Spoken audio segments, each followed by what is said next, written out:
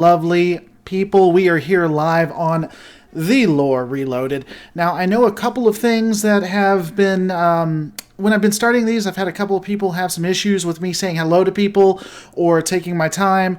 This is a live stream, live event where we have a back and forth conversation, so I try to wait a little bit for people to come in to get the notifications, things like that. So I will be saying hi to a couple of people, but before I do that, don't forget to check me out on twitter.com/Lore Reloaded. youtube.com/Lore Reloaded if you're watching this somewhere not YouTube, which would be kind of odd. And you can also catch me on facebook.com/Lore Reloaded. Today we're going to be talking about the Borg and this awesome, I call it a conspiracy in this. I'll be doing a video on it, but it's a really cool idea where the Borg basically groom the Federation to defeat Species 8472. Now, this is going to have some holes in it because anything like this always has holes in it. Bad writing can't always be explained. And what it effectively is trying to explain bad writing. But we're going to break it down. But before we do that, I want to say hey to Charles Holmes. I want to say hey to Springtime. Hey to Harding D21. Want to say hey to Mr. Pete 8680. Nice looking Borgified Nebula class coming from Chase Paul. I believe this is from, I found this on Google. I believe this is from Star Trek Armada, or Star Trek Armada 2, which is an excellent game. You should definitively play it. Danny MLG up in the house. Aiden saying yellow, and I'm saying yellow right back to you, good sir.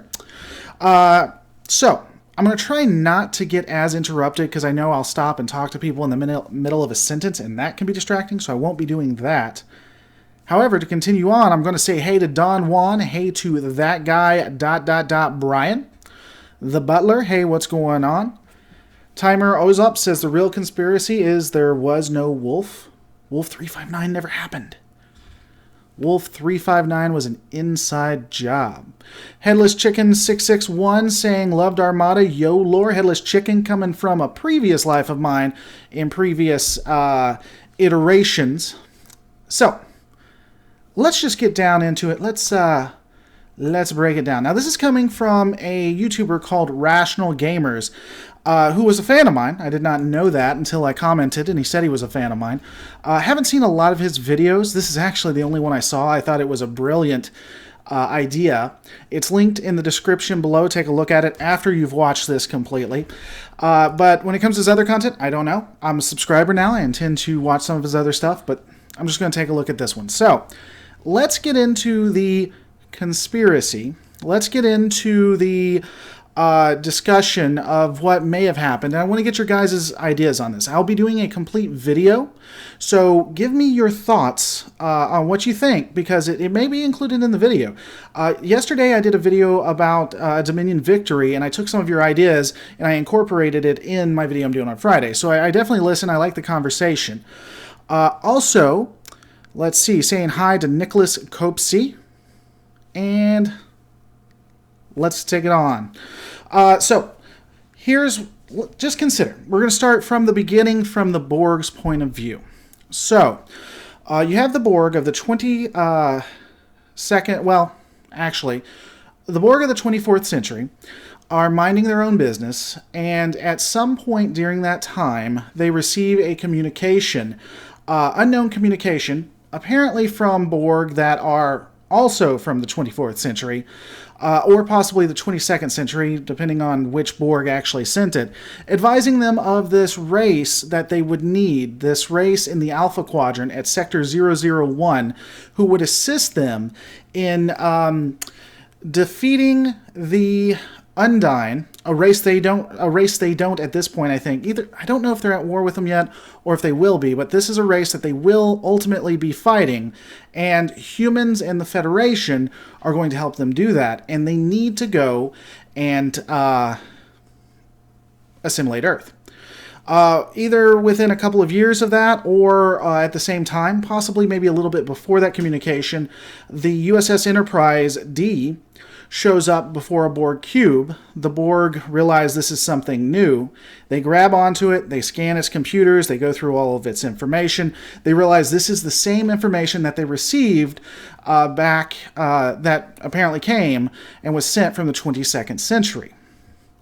So the Borg itself, the Enterprise is transported back. It goes away. The Borg at this time now have confirmation. They know exactly where it is. They know exactly what they need to do. So at this point, they begin to make their way towards Earth. Now, before I continue, something that may come up is that the timeline itself, I honestly haven't taken a look at the timeline, so there may be a point that these times don't match up, and if they do, I'll have to take a little bit more of a look into it. But still, just stay with me here. The Borg enter into Federation space and have the Battle of Wolf 359, in which they win, and then move on to Earth and are ultimately defeated.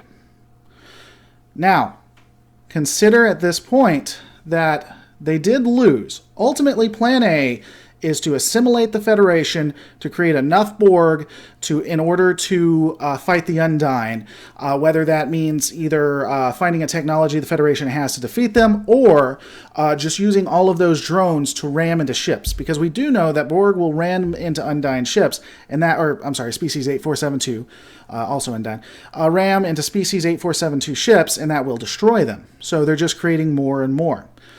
They failed at that, but because of Wolf 359, that was a game changer for the Federation. And so the Federation begins to make ships. They begin to make more advanced ships. You have the Acura and Defiant class ships, which are made, or hell, even the Intrepid class ship, which is not specifically designed to kill Borg, but has teeth to it, even though it is a quote-unquote science ship, which there's some argument about that, but we'll assume that it's a complete science ship, and it still has a lot of teeth to it. So, the Borg send another cube, and I believe this was during the Species 8472 Borg War.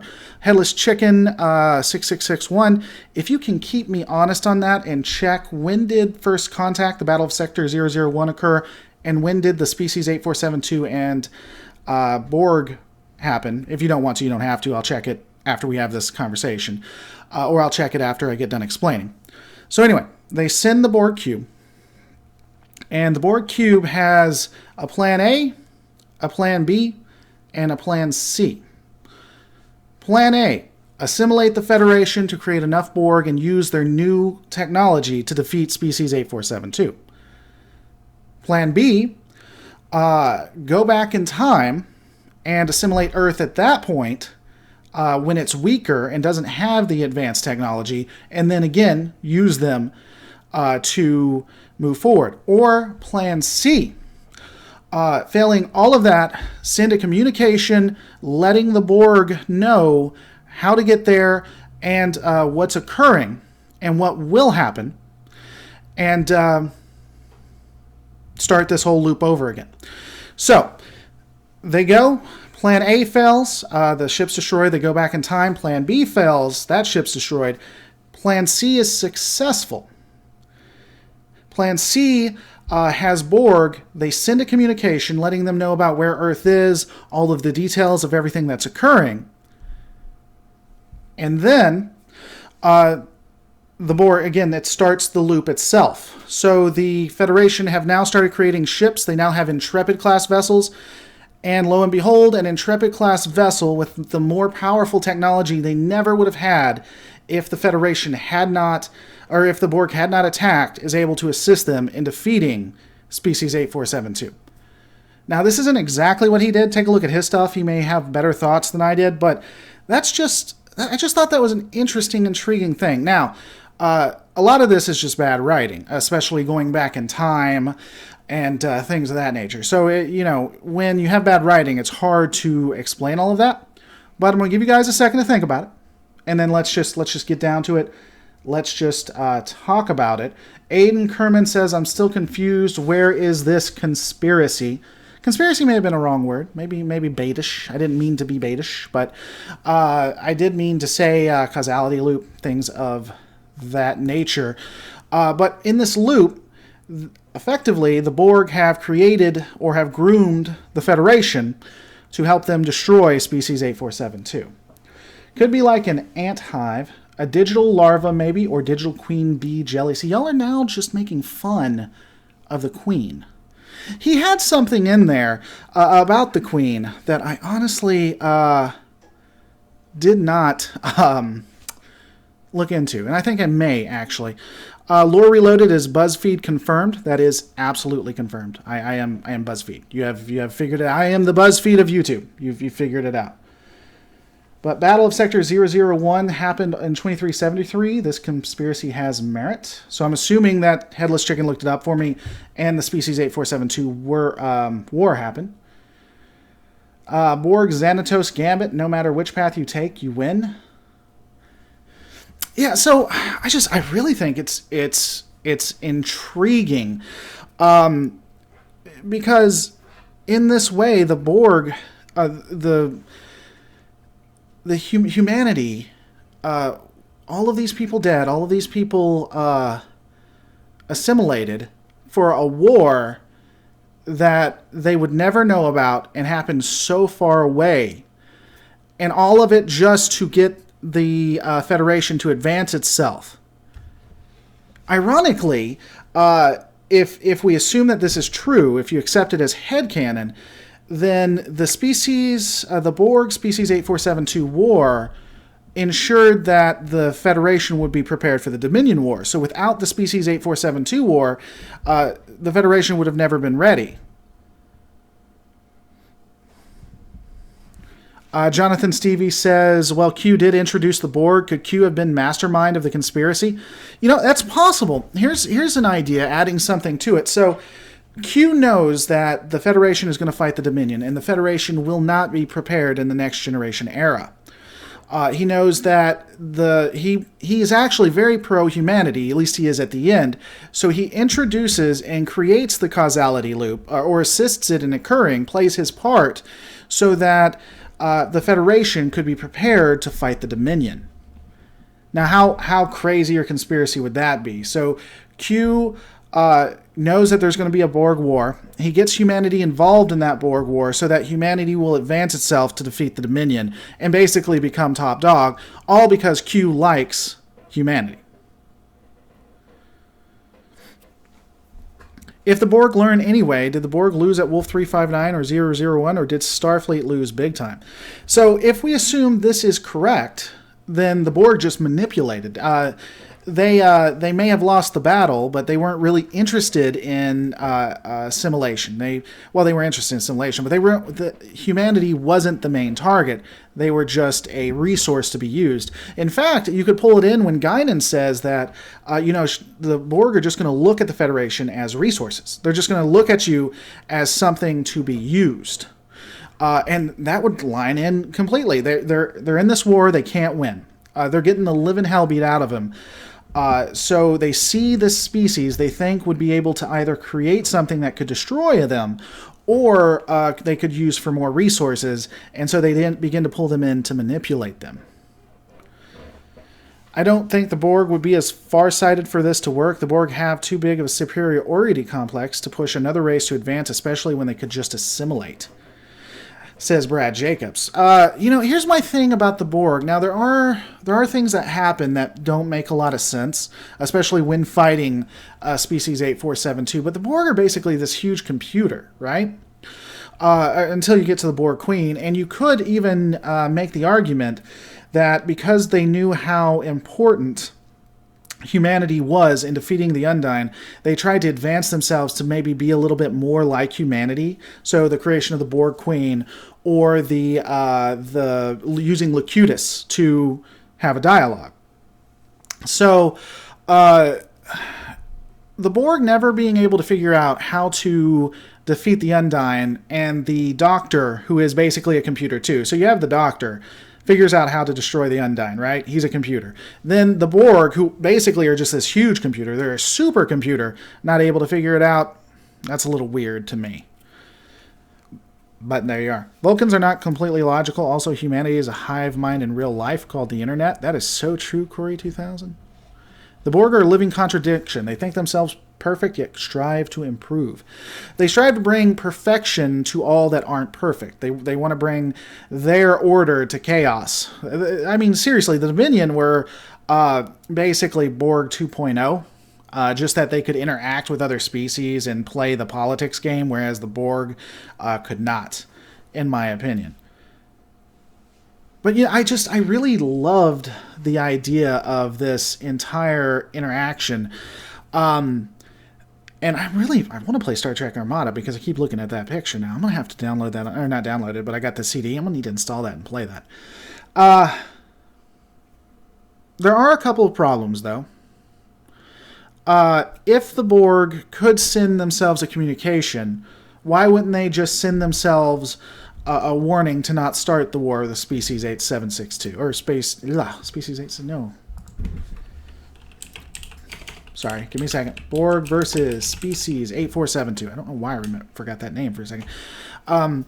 So they could have said, hey, you're about to go to war with Species 8472. It's a really bad idea. We're going to lose, and a lot of people, it's just not going to be worth it. So why don't you just not do it? Oh, and by the way, here's an entire race you could get all this technology from. Bad writing is always hard to write around. You can be as creative as you want, but bad writing is always going to be a hard point. But I think, and this may be a short one because I don't have more to it than that. I saw this. I knew I was doing a show tonight because I'm trying to do a show every night. I got the Right Gamers and Anti-Tracker are going to be doing a couple of videos I got coming up, which I think are going to be really cool that you guys should check out. But since I'm not doing videos personally, I was trying to do a live stream. I happened upon this video. I was like, man, that's really cool. They only go to Voyager out of desperation. They see no other option on board, says Brad Jacobs. But what if it was all planned? That's what I'm saying. That's the entire thing. It doesn't fit perfectly, but it does fit together enough. It does make enough sense and explain things that it's like, yeah, I could somewhat buy that. I mean, they basically create a causality loop where they always exist. Even if they had lost, they would still exist in this causality loop, right?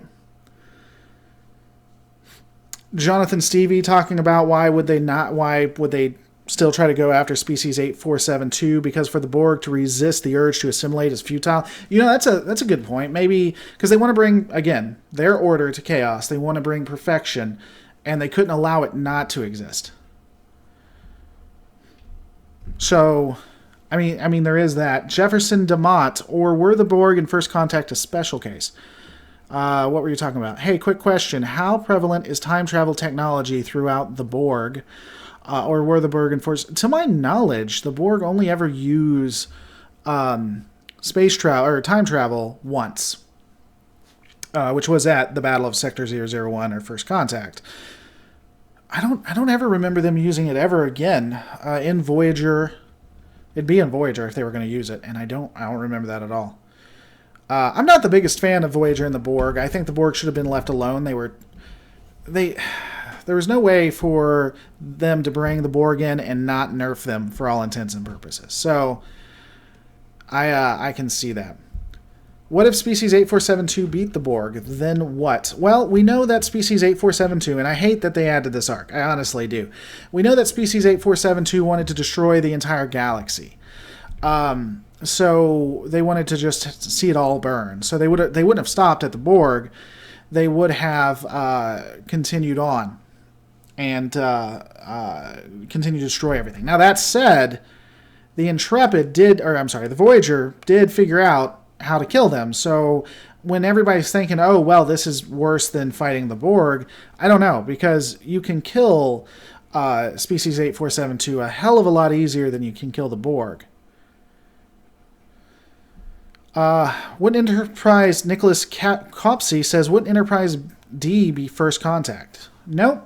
Enterprise D is in fact not First Contact with the Borg. First Contact with the Borg occurred in the 22nd or 23rd century. I think it's 22nd. May have been the 23rd. Couldn't have been 23rd. 22nd century. I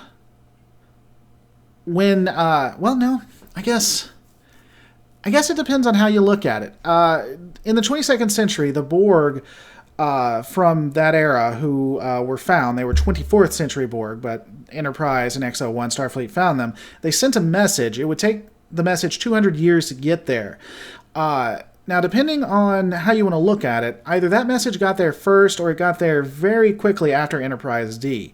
So I guess it's debatable if Enterprise D was first contact for them, because they would have gotten the information from the message itself.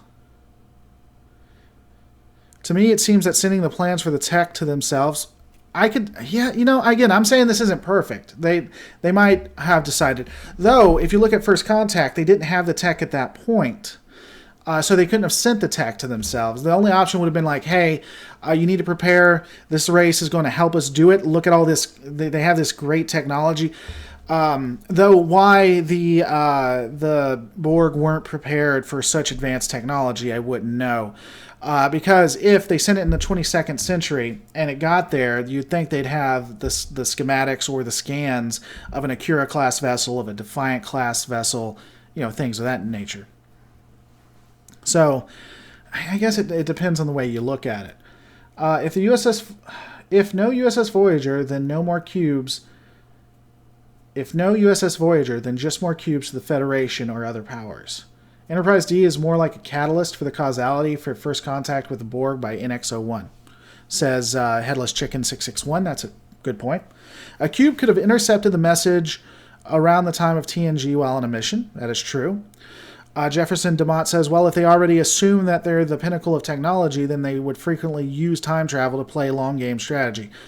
Yeah, I mean, once you give them time travel capability, all bets are off. I don't know why they didn't use it more. Honestly, it should have become a video about... There should have been episodes about time agents fighting the Borg and stopping them from using it. I think the 22nd century transmission was simply the coordinates of Sol, says Brad Jacobs. I agree with you. I think if we went back, that's what it would say. But that explains how they knew where Sol was and why they began moving there.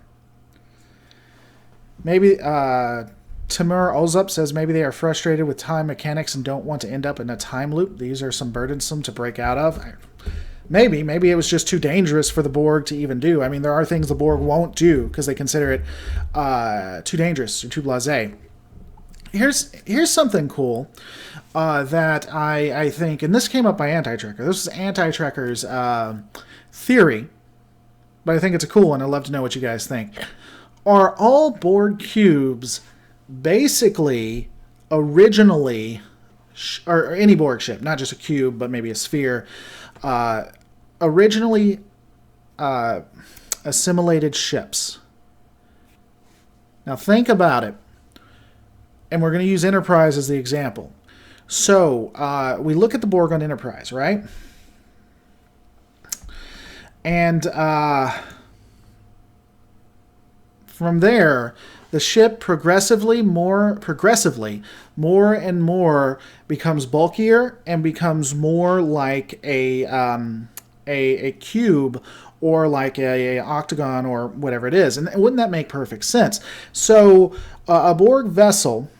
Borg would assimilate a vessel, and they would continue to build on it and build on it and build on it and add what they needed as they went. And as they build it, they would do it in different shapes. So the smallest would start out as a sphere. They would continue to build until it was a sphere.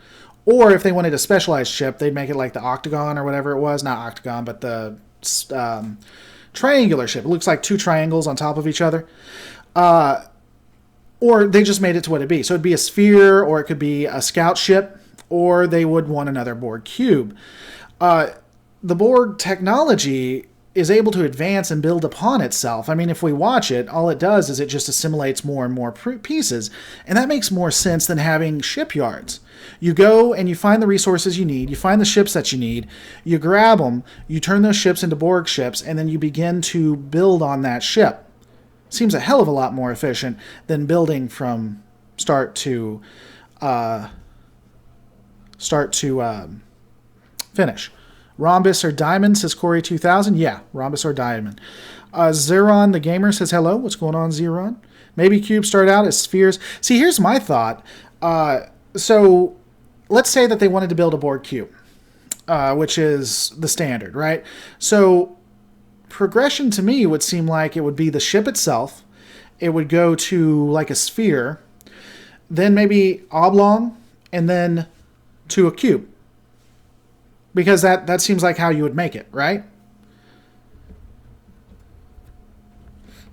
Let's see. Man in the black hat. Borg created D20 galaxy rolls for initiative. There you go. Timur, all's up. They mechanized so much they went back to an almost organic way of growing their ships. Yeah, you know, the Borg, for all their faults, do recognize the advantages of having some organic matter and some mechanical matter, right? So it would make sense that everything they do has an organic feel to it. Even in the first contact, at least first contact for the Federation, the Enterprise D fires on the ship and they just blow the hell out of it, right? And then it begins healing itself like the body would, like an organic being would. So it kind of fits in with that if you take a look at it from that. I recalled from an old novel that all Borg ships were actually smaller cubes that combine to larger ships. Not sure if this could be canon. It is not canon if it isn't a book, my good friend. Alpha canon is only considered in anything that's on screen. I've heard rumors Star Trek Online is teaming... I don't know. I have no idea. This was in a comment left to me. I have not confirmed this. I've heard rumors that Star Trek Online is teaming up with CBS. So Star Trek Online may be more and more canon as we go on. I don't know, though. What about a tactical cube? I mean, it would be the same way that they did the other cubes. They would just build a tactical cube. So instead of building out in a big bulky ship, they would build smaller ones. I think they may use other resources. That one they may take a ship in and add things to it because it does have plating and stuff. Jefferson DeMott trying to bring logic to what is obviously not logical. Shouldn't cubes naturally morph into spheres due to gravity? There's no gravity in space, though. Well, technically, there is gravity in space. Granted. But very minimal gravity. Springtime. What were you saying before springtime? You say or a Borg ship, but I didn't see what they said. Again, they use the materials to make the ship types they need. I don't disagree. I just think it makes more sense, Brad Jacobs, that they would build it on the ship that they're doing. What would be a good version of the Borg? What would a good version of the Borg be like? Probably like the well, I don't think there is a good version of the Borg. Honestly, I think that it removes free will in any way.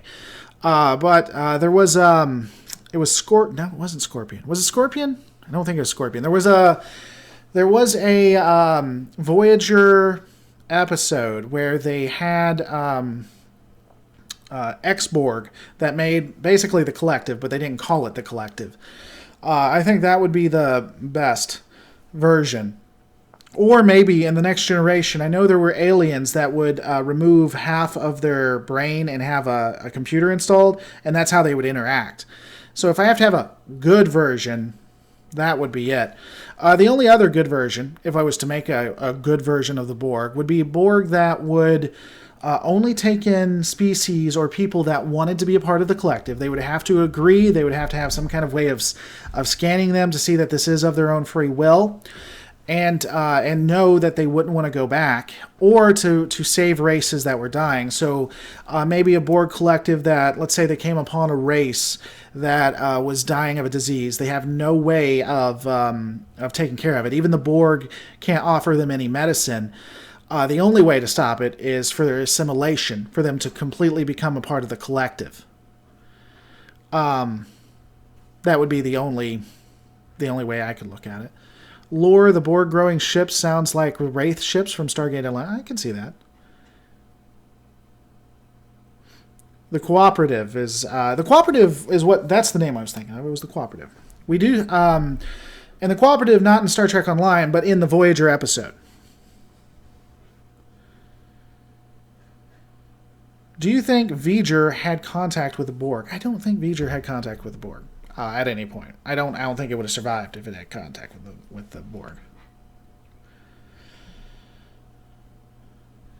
So, Man in the Black Hat says, Borg cubes coming together to form even huger cubes until there's one massive cube eating the entire galaxy to make more cube.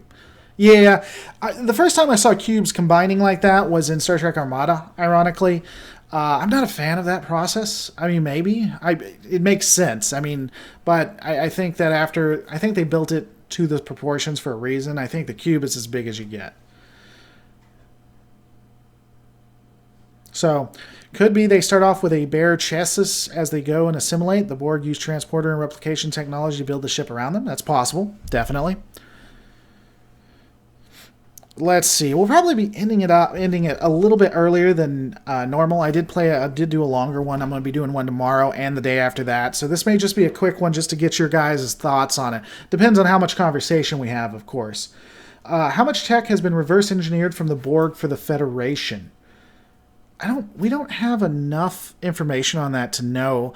I can say that Federation technology jumped hugely after Wolf 359. Just advanced without reprisal. I mean, just look at the Defiant. Look at what the Defiant can offer.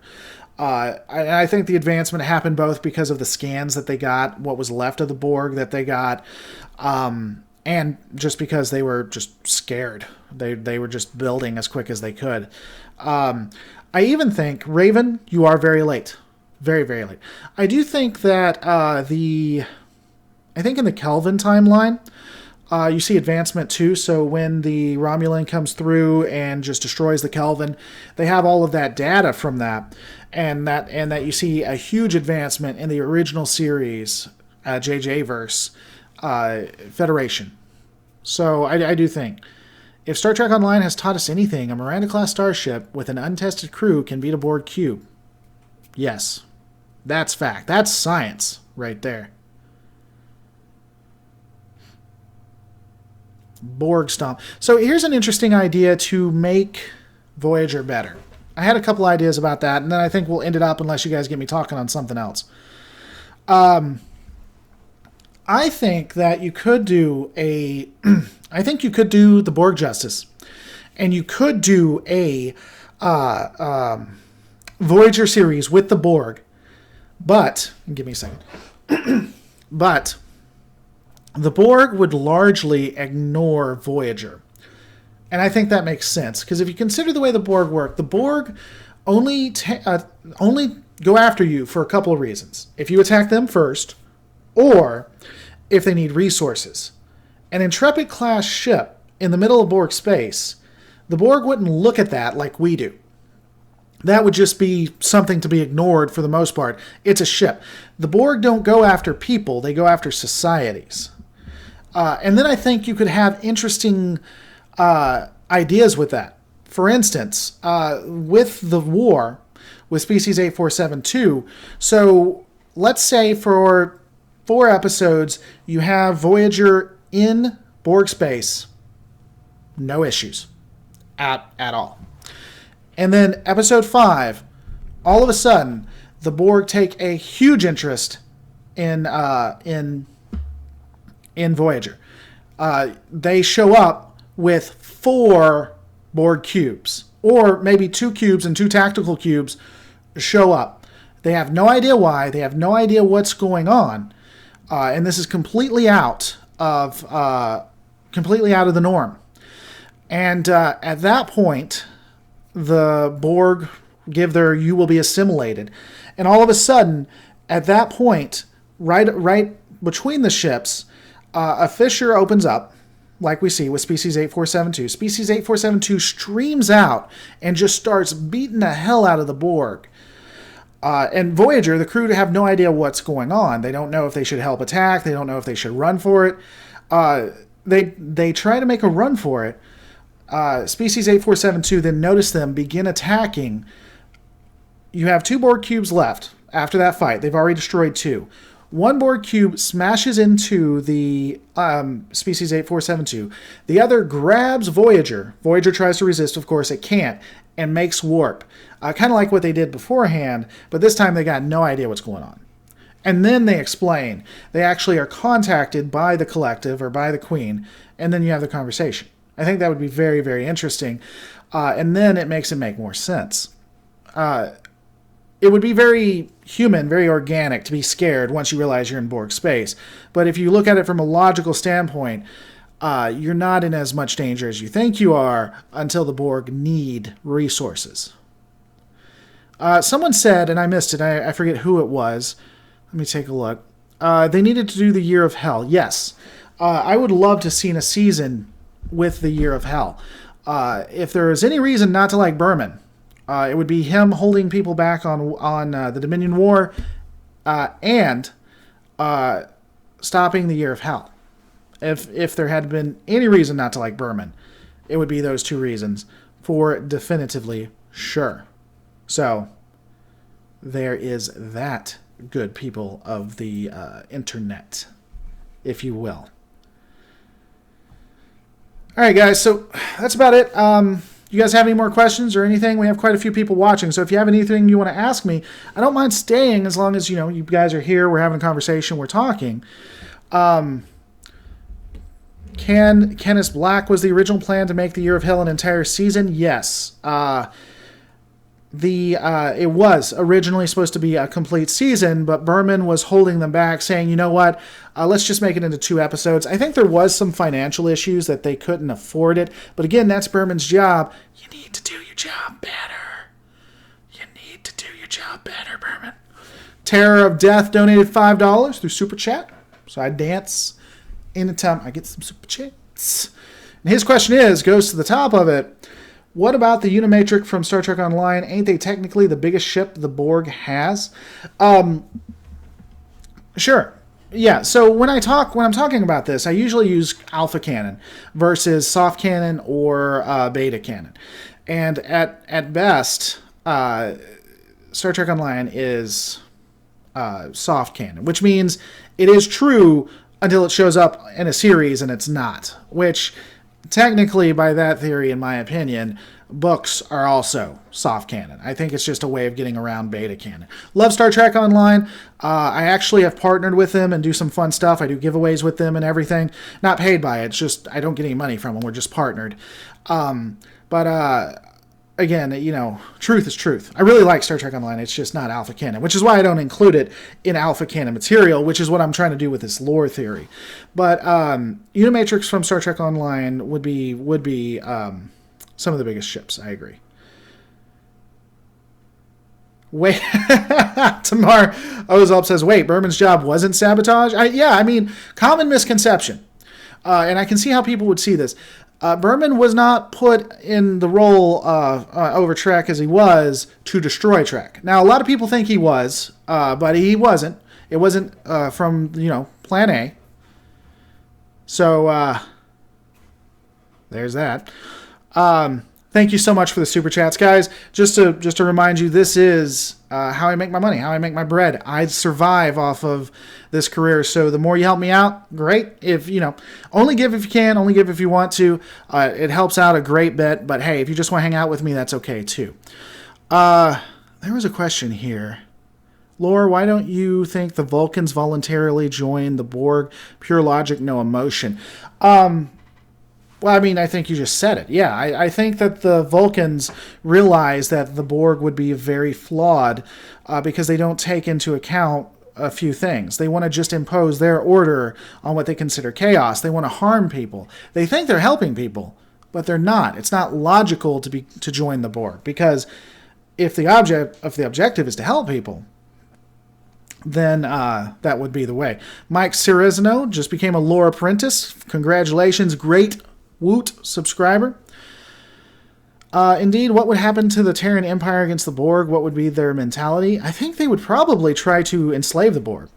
I think you would see a virus like you saw in The Next Generation, only instead of trying to destroy them, they'd try to enslave them. I think they would use the Borg like that Voyager episode. I'm horrible with names, man, for a guy who does lore for a living. Where you have the Doctor, one of his holo-emitter memory things crash-landed on a planet. Voyager helped out, but the entire memory was skewed. Like, you have an evil Voyager, like even more evil than SF Debris says, where they have black gloves and everything. And they use 7 of 9 is actually like a part of the Borg collective that the Federation uses to assimilate people and things like that. I think that's what they would do, what you would see in that episode. I would have loved to see what the Borg would have made of the USS Daedalus from Stargate Universe with their Asgard hyperdrives, EMPs, and all in the Star Trek universe. Yeah, a lot of people want to see that.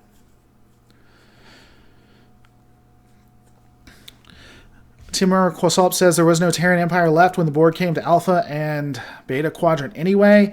I think you could. I'm going to disagree with you, Timur, for just a little bit. Good morning, Jewel Velez.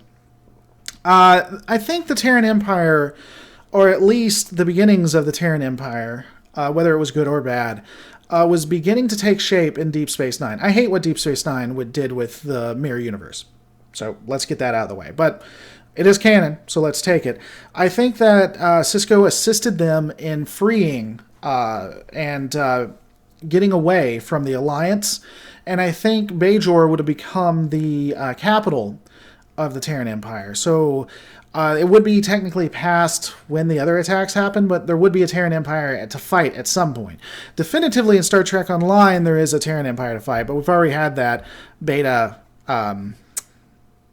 canon discussion. That can happen. Dimension Drive and Subspace better in Daedalus. By the way, what would happen to the Terran Empire after the events of DS9? By the way, what happened? We don't know. Star Trek Online continues that the Terran Empire become evil again. It's all based at Deep Space Nine, ultimately, in the Mirror Universe, and they begin expanding again. And apparently, if Star Trek Online is to be believed, even though they got their start back in the 24th century, they were able to make Sovereign-class ships, Akura-class ships. Every ship that Starfleet has, they have, which begs some questions. But beyond that, if you're looking at Alpha Canon, we don't know. We can surmise that the Terran Empire restarted at Bajor with the victory against the Alliance due to the help of Commander Sisko. Or maybe he was captain at that time. I think he was he captain or commander? Anyway, Sisko assisted them. All right, what would be the opposite of the Terran Empire? A world where people are more noble than canon? I think Starfleet. Literally, I think Starfleet or the Federation is the opposite of the Terran Empire. The Federation is not something that even we can understand at a 21st century level, just the way they act. Interesting fact. So the Battle of Wolf 359, this isn't canon. This is in books, but it's interesting and I like it. The Battle of Wolf 359 in the Mirror Universe was actually when the Alliance came together and defeated the Terran Empire. It happened at Wolf 359. The battle went for about 3 days and involved hundreds upon hundreds of ships. It was where the Terran Empire's ultimate defeat was. And then from Wolf 359, the Alliance went to Earth and completely eradicated the populace. That's not canon, but that would be an interesting perspective, I think. Talking about the Mirror Universe, when you look at it and the Dominion, that would be interesting too. The Dominion is basically the Federation, the Terran Empire, or it wouldn't be, the Terran Empire wouldn't be like that, but I'm surprised they didn't discuss that, like the Prophets being evil and maybe being against the Bajorans and wanting to help the Alliance defeat the Dominion. I think that would be interesting. What about the Mirror Borg? I think we discussed that. I mean, what's the opposite of complete and utter control? I guess the Borg would be kind of like we discussed beforehand. They would only want to help. It'd be more like the cooperative. You only join if you want to. They would be less likely to do war. It's interesting. We started with Wolf 359, have now moved into. Do you think the ruthlessness of the Terran Empire would be an advantage against the Dominion or the Borg? Absolutely. Absolutely. The Terran Empire would not have thought twice to use that virus to kill or destroy the Borg. And that's what they needed to do, by the way. When Picard befriended Hugh and didn't use the virus that would have killed the Borg, he is responsible for all the deaths that happened from the Borg after that. He just is. And the Terran Empire wouldn't hesitate to do that. The Terran Empire would have openly done biogenics. The Terran Empire wouldn't hold back. It's like Vreenek said about the Dominion. The Dominion will win at any cost. They will fight and win at any cost. And that's why the Romulans were backing them. At least that's the public thing. I mean, but still, the Dominion would have given anything. The Terran Empire would have given anything. And when you're willing to give anything, that makes you very dangerous. Without getting into it, and I don't want us to get into politics, I just want you to think about it. Think about how effective nations or organizations who have nothing to lose and are willing to do anything, how well they do against other nations. I mean, again, let's not talk specifics. Just think on the whole. The one amazing Asian says hi. What's going on? Amazing Asian.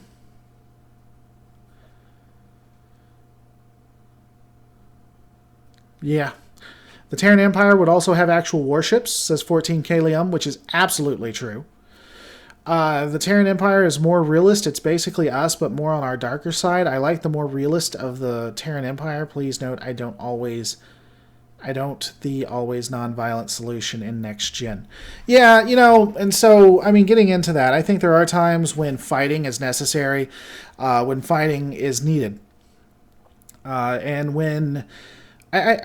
So I think if you guys have saw some of my non-lore related videos, you know that I generally tend to be moderate on things. And I think that preferably...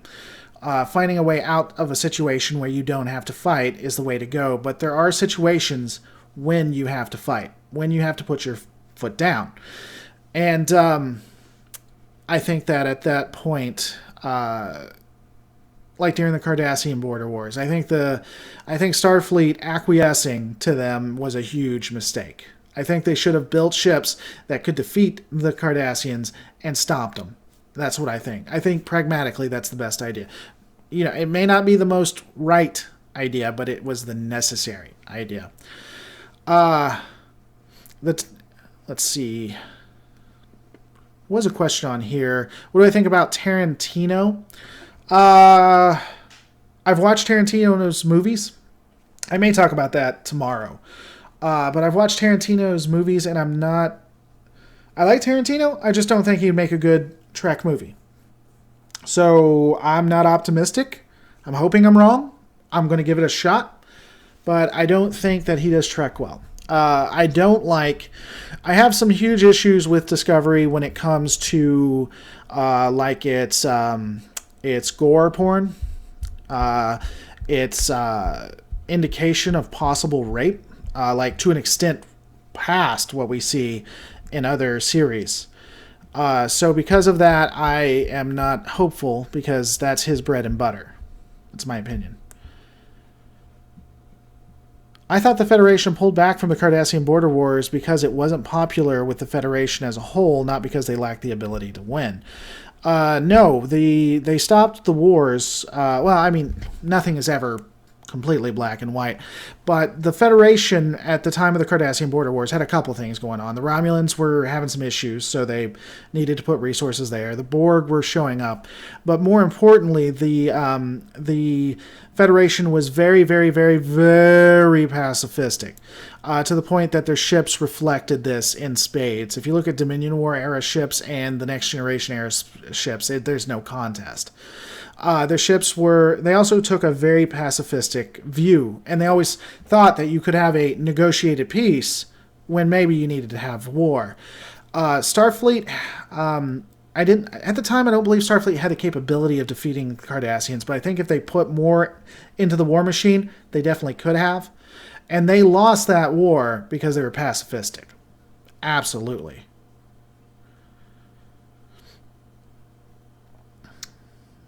So based on what Quark said concerning humans, do you believe that the exception of killing to advance in rank, that the Terran Empire is more realistic? Like, humans would have warships and WMDs. I think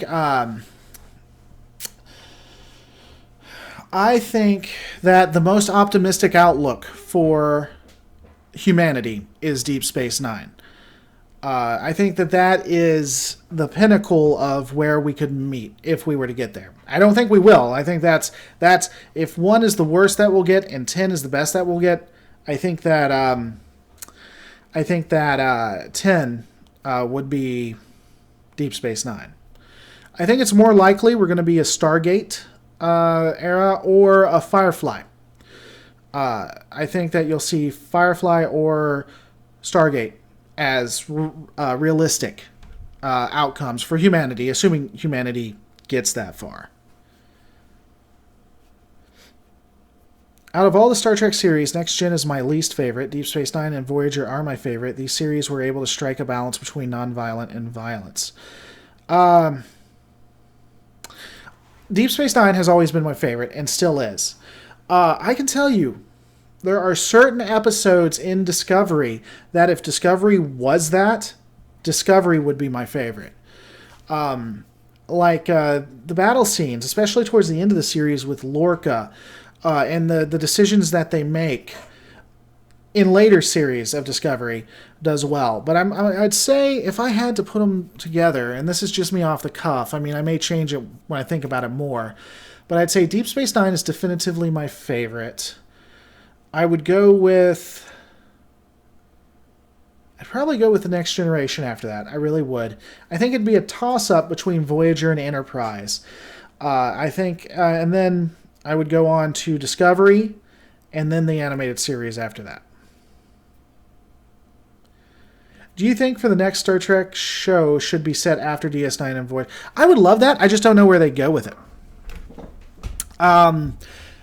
I think you'd have to either have a civil war with Starfleet or the Federation, or you would have to go back to exploration.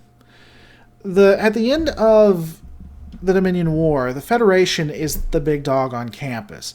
Basically, the Dominion ensured that the Federation would consume all other governments. If it wasn't for the Dominion, we probably wouldn't see the Klingons being a part of the Federation. We probably wouldn't see, if you believe Star Trek Online, the Cardassians and Romulans being a part of the Federation. The Dominion basically made it. They tried to make the Dominion War after World War II, and the Federation basically was the United States. And I think they nailed it in a couple of ways. People may disagree with this, but I honestly think, in my opinion, World War II made the United States, which is horrible to say and think about, but it's what made the United States so powerful, simply because of how weakened all other nations were, and then all other nations relied on the U.S. And I think that it kind of parallels that. I think the Federation are now so powerful that you'd have to have some creative writing to do anything really well with it. Especially if it's post Voyager, where Voyager comes in, and now you have tech that can defeat Borg. And we're already beating Borg at first contact, but now you have Ultra Tech, so the Borg are no longer a threat. And with this Ultra Tech, I'm sure it transfers over. We see the Klingons attack and do just zip against a shuttle who's using tech like that. So, yeah, I mean, it's possible, but I don't know where they go with it. I think the Romulans came out of the strongest of the Dominion War. The Federation took massive losses, says Miguel Alejandro Vioff. So I'll say this. I think that the Romulans came out the best of the worst. They had no infrastructure hit. They still had a majority of their military. Odo doesn't know what he's talking about at the end of the series. You guys can quote that to me all you want. Odo has absolutely no idea what he's talking about. And yes, I know the flagship was destroyed in the attack on Cardassia, but you're telling me that they sent every ship they had? No. But look at the Federation. Federation took massive amount of hit. They took all kinds of losses and everything. I agree with that. But at the end of the war, the Federation comes out with every ship is a Dominion-era war ship. So Acura, Sovereign, Defiant, your Miranda classes, your Galaxy classes, these ships are made to fight. And you now have veteran captains who have been in a 3 or 4 year war, who have watched losses, who know how to fight. They know how to, thanks to the Dominion, they know how to identify cloaked ships. So while that may work at the beginning, wouldn't work at the end, you have a Federation that is so tired of war that they're willing to do almost anything. When Section 31 diseased the founders, Starfleet Medical wasn't willing to help to fix that. Starfleet Command wasn't willing to help to fix that. So you now have humans that are willing to go as far as Section 31, or at least turn a blind eye to it. So yes, the Romulans, when you come to a infrastructure, when you come to a military, are sitting pretty.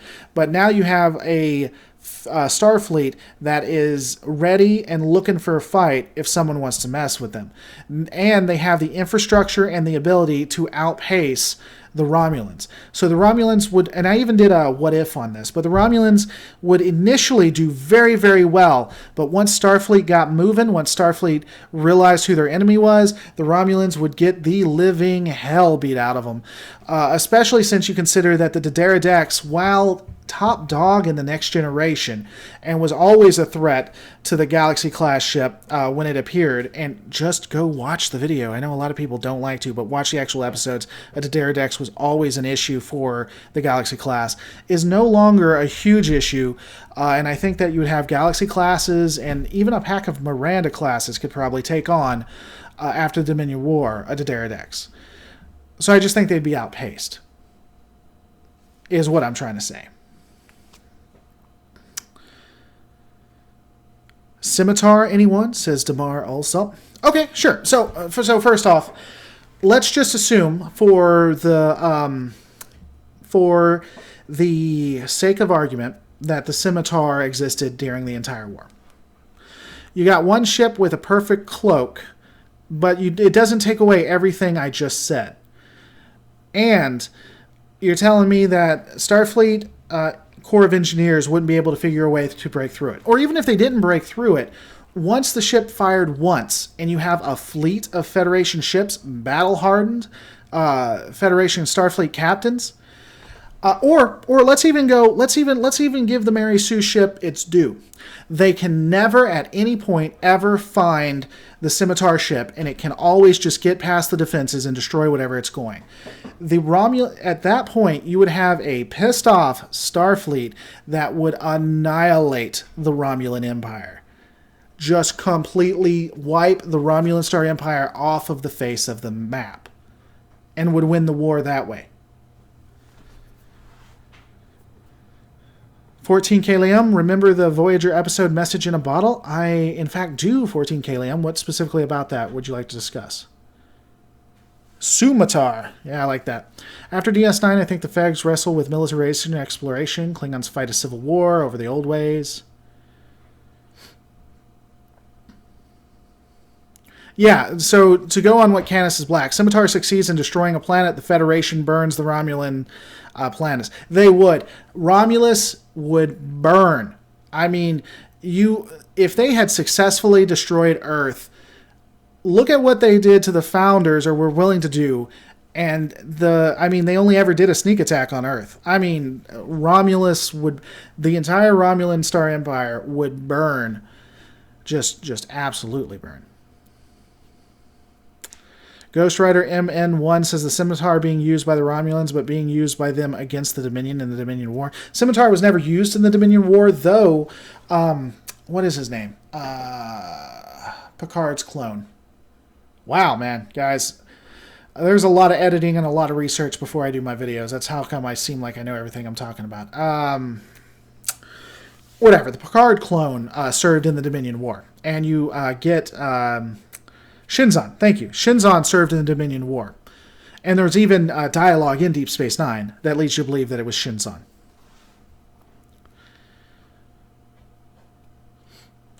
Hell, if the Scimitar... Kenna says Black says, hell, if the Scimitar succeeded in destroying Earth, it'd be a race between the Federation and the Klingons to see who burned Romulus first. Thing is, they wouldn't stop at Romulus. I agree. Again, I think that the Federation is much, much, much more dangerous after the Dominion War. I think that you would see. I think that they could get away with a lot more stuff. Look at what Sisko got away with before the Dominion War, when he basically did a terrorist attack on Maquis planets. He released bioagents. He did a terrorist attack, and he got away with it. Now imagine post-Dominion War, Earth has just been destroyed by this random vessel, and the Romulans are declaring war. Oh, the hell there is to pay. Oh, the hell. Section 31 would build their own Death Star, says Tamur Olzop. I bet they would. They would absolutely, just off the face of the planet, man. I can't even begin. Don't even know, guys. Don't even know. Oh, man. What time is it? It is. All right. The Federation is the bullied kid who just learned to throw a punch. He won't look for a fight, but got an itchy fist. I agree with that, Tamara. I honestly think the eras... So, when it comes to militarization, Starfleet goes through a couple of eras. So, they... when they started out in Enterprise, they're the new kid on the block. Could get the heck beat out of them, didn't really have any technology, left before they really should have left. In the original series, you now had a Cold War with the Klingons, so they made their ships, I would say 70% military, 30% exploration, maybe 60-40. But they had a Starfleet that was geared for war, or geared for possible war. In the Next Generation, they had defeated the Klingons. The Klingon Empire had almost collapsed. The Klingons now were their most valued ally. The only thing they really had to fight was the Cardassians, and that's a regional issue at best. So they go back to being exploration and thinking that there's no more fighting to do. They've tamed the world, so there's not really any real fighting to do. You even have Picard saying that Starfleet is not a military, and then Riker, in the most idiotic line that could ever be saying that combat was a small purview of a captain. And then Deep Space Nine, and then Wolf 359 happens. They still think they're not a military. They even talk about that after, but really in Deep Space Nine, the Federation has come around. You now have a Defiant-class ship. The Akura, Intrepid, and Prometheus class ships are either in planning stages or have been created, and after that they're nothing but war. And if there is a post Dominion war, a post Dominion series, that would be very interesting. I would really enjoy that. So, oh my god, I would love to have a Akura ship that was a hero ship. How cool would that? So you have a crew that's an Akura class ship, and that's the series. And now they have to deal with the militarization. Moving from being militarized to now they have to do exploration.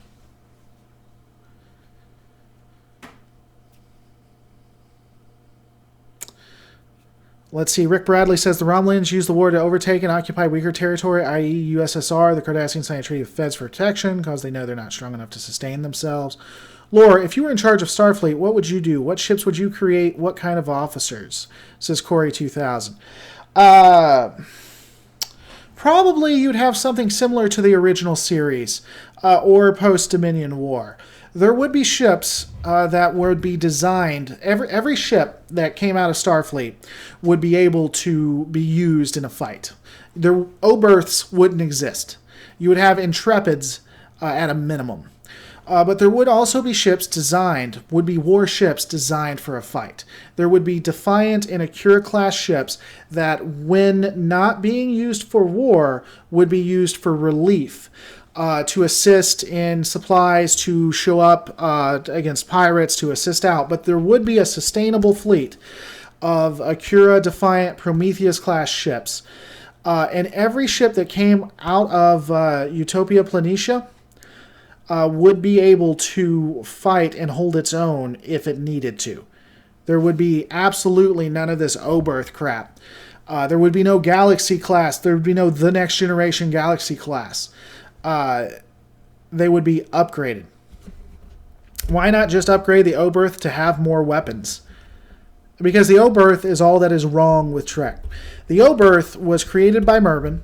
Berman said, you know what Berman said? And this is honest to God truth, science fact.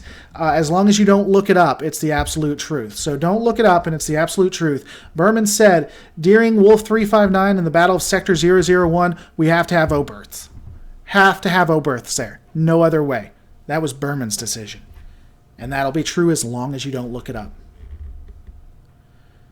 The Ferengi under Rom get richer selling all powers each other's tech.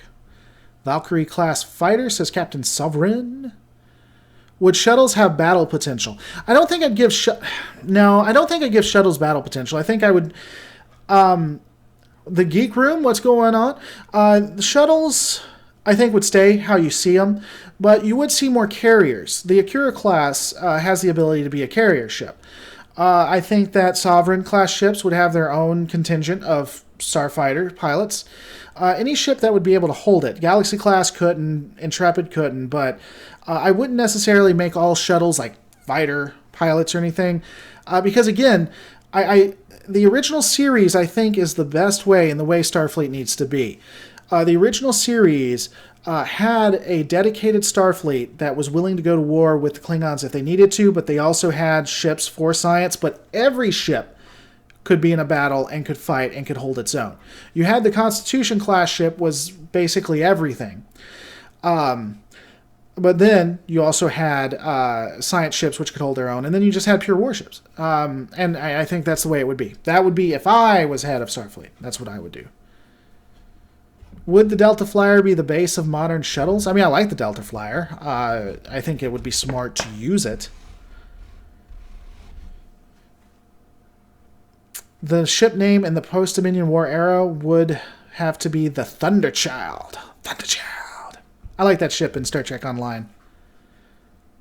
UFP X-Wing equivalent would be a sight to behold. I agree. They never really did a lot with fighters, though they had fighters. It would be interesting if they did more than just a Peregrine class, because they never really tried to innovate on that.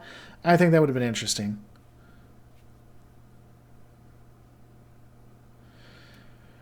A Janeway referred to the original series era as one where they were slower to invoke the Prime Directive and a little quicker to pull their blasters. Janeway said a lot of stupid stuff. That was a very stupid thing, especially from Janeway of all people. That would be like me telling you guys how you need to eat healthy. People say a lot of stupid stuff. I think that the original series did exactly what the Prime Directive was intended and how it was meant to do. And I think that anybody that says that they didn't look at the Prime Directive as a religious philosophy. She was mentally Janewayed after all. I don't even know what that means. Canis is black. I like that interpretation. The Janeway statement was likely the way they were taught to view the original series era. I can agree with that. What's going on, Sakura All? So let me say this about Janeway. Janeway gets a lot of bad press, and you guys are wrong. I really like Janeway a lot. I thought that she did a lot of interesting things. I thought the character build was great. And I hate that Janeway gets a lot of hate. She is, after all, in my opinion, one of the best villains that Star Trek has ever brought. So I don't know why a lot of people give her hate. She tormented her crew. She got them stuck for absolutely no reason. The Prime Directive only mattered to her when it mattered. She got other Starfleet personnel killed when you look at the Equinox. Just wonderfully written as one of the best villains I think we've ever seen. Basically the Joker, but in charge of a ship. And I like her written like that. The Janeway of SF Debris is more realistic than the one in the shows sometimes. That is exactly where I get my Janeway as a villain, by the way, SF Debris, who is an awesome commentator. Check him out if you guys haven't. In the latest series of books, Janeway was in command of a fleet out in the Delta Quadrant when they met up with and was allied with the First Federation. Okay.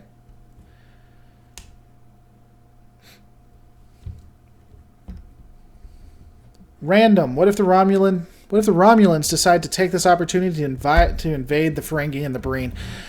Starfleet would never allow them to invade the Ferengi. I think the Ferengi, especially after the Dominion, are far too precious allies, because the Ferengi did back the Federation towards the end. So I don't think they would allow that. The Breen, they might try to stand up on moral grounds. I don't think they'd fight just as much. I don't think the Romulans would invade the Breen, though. I think they would just try to use a lot of bureaucracy to take over the Breen. And try to sanction off what they wanted of the Breen and just use diplomacy in that way. Poor Delta Quadrant, they thought they were rid of the Janeway, but she came back with more Janewayisms. Once Janeway decides to do something, Janeway just doesn't stop.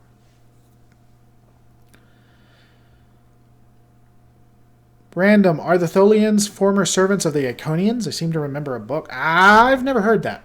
I don't know. I don't know enough about the Tholians nor the Iconians to really give you any kind of opinion on that. I got to get back to editing this video, though, guys. I'm really excited about it. I'm towards the end of editing it. Well, end being relative. I'm putting in all of the assets. But yeah, I think it's going to be interesting. What's funny is I'm going to work so hard on this video. I know it. I've already put more hours than I usually put into videos like this, and no one's going to watch it. Watch. No one is going to watch it. Guaranteed, because of how much work I'm putting into it. Or you're going to hate it. Everybody's going to hate it. Cannon alert. All right, so I'm about to end this. Anything else before we go? Hey, come on now. Isn't there anything you legit like about Janeway? I love the actor of Janeway. I think she's excellent. I think that the acting was well. I think that Janeway, as horrific as she is believable. I believe that Janeway exists.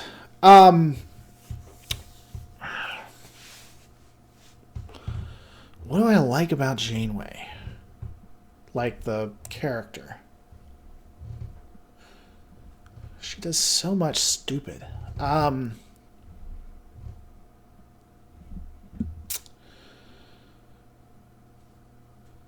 Oh, got another thing. Don't know why it didn't pop up. What about the runabouts? Would you still use them in your Starfleet? First off, I'm going to dance. Boom. Yeah, runabouts would still be used. I just wouldn't upgrade them. They'd be one of the only things I would not upgrade.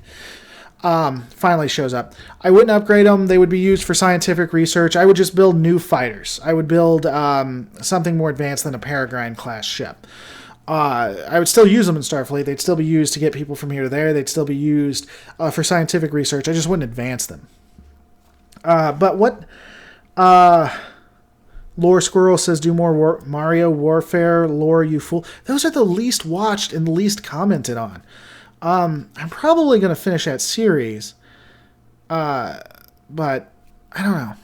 Mr. Pete 8680 Reviews is telling everyone to subscribe off of his channel. Thanks so much for leeching off me. No, I'm giving you a hard time. Check him out. I watch his videos.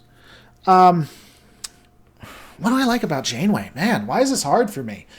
I'll say this. I think she makes a lot of dumb decisions. I think she makes a lot of stupid decisions. I think she gets people killed when they don't need to be. I think that the Prime Directive is only useful to her when it's useful, and she'll break it at any point. I do think she cares about her crew, and I do think that she wants to get them through to the Alpha Quadrant. Mr. Pete 8680, apologize. I'm just kidding with you, man. I don't care. As I said, go check him out. If you like his videos, definitely subscribe. Do a video on Janeway. Here's a theory about Janeway. So I call Janeway a villain. I don't actually think she's a villain, but I will be honest with you. What makes the most sense? I think Janeway, by the time she gets to the Alpha Quadrant, I think she starts out. This is going to be unpopular, but I'm just going to go ahead and say it. I don't think Janeway was suited for command. I don't think that Janeway was a good choice as a character for command.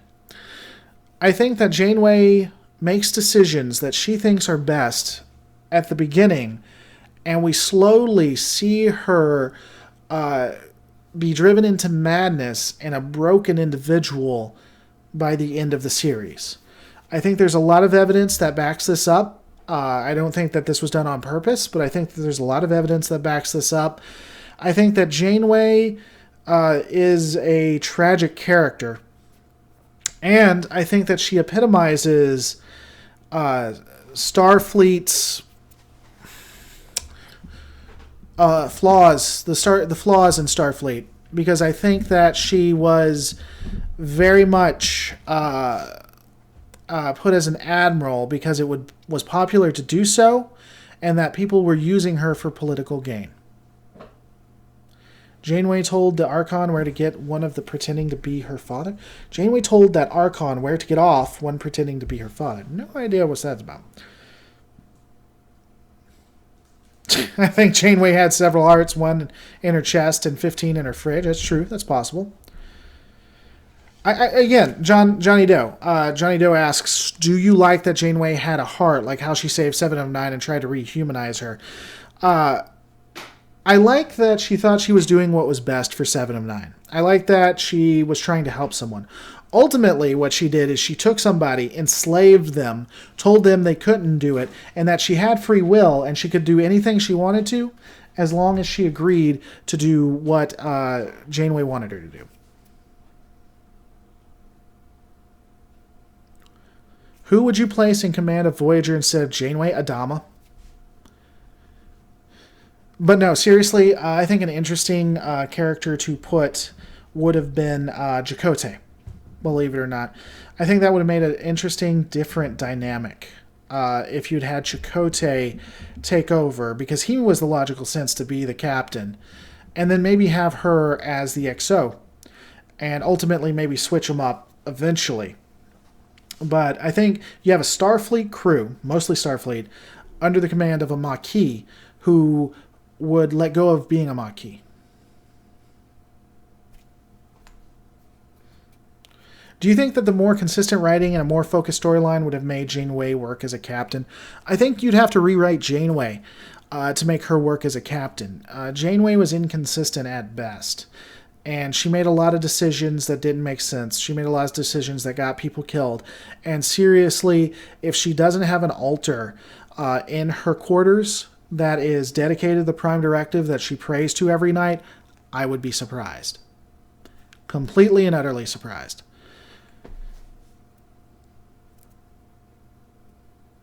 I think Janeway should have started as the XO. The captain should have been dead. Yes, I'm agreeing with SF Debris.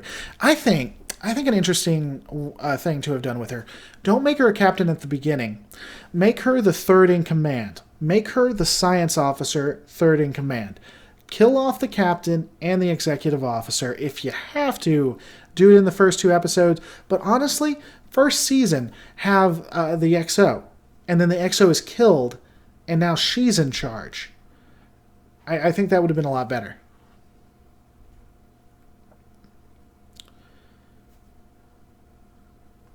Yeah, Janeway did kill Tuvix in one of the most...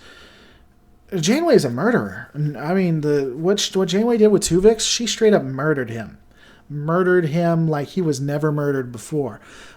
She is a cold murderer. I even had a meme. I was on a Deep Space Nine.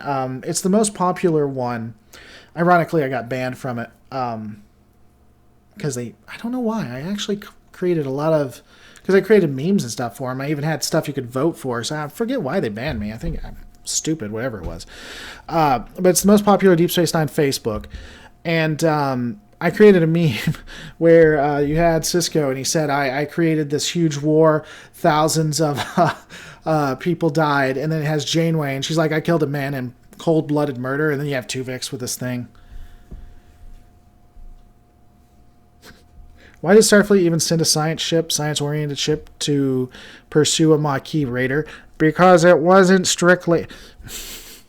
Yeah, I love the fact that people say that that Voyager, the Intrepid class, was specifically a science ship. That was all added past Voyager, like past season 3 or season 4. Voyager was quite clearly more a combat vessel, the way it was made up. And you know, one of the ways I know, they had to actually build a stellar cartography lab. So this science vessel didn't even have stellar cartography, which Galaxy and Sovereign class has, by the way.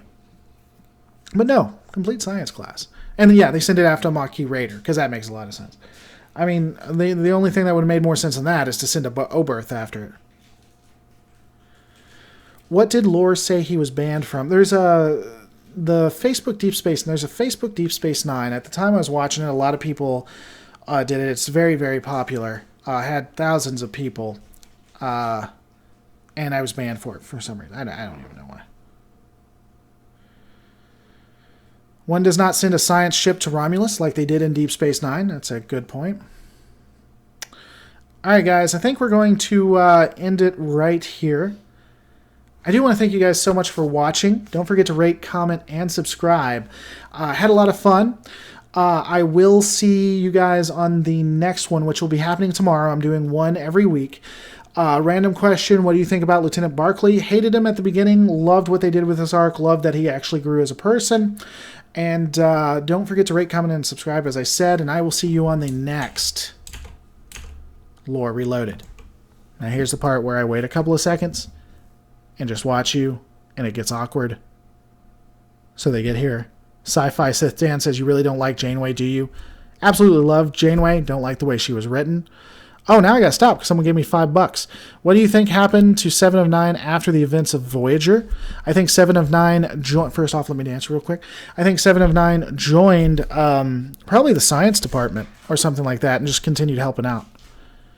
And yes, far more people should do super chats as well. And I think she continued to go. She continued to learn humanity, but I think she ultimately joined the science division. Probably headed it. But I will see you guys on the next Lore Reloaded.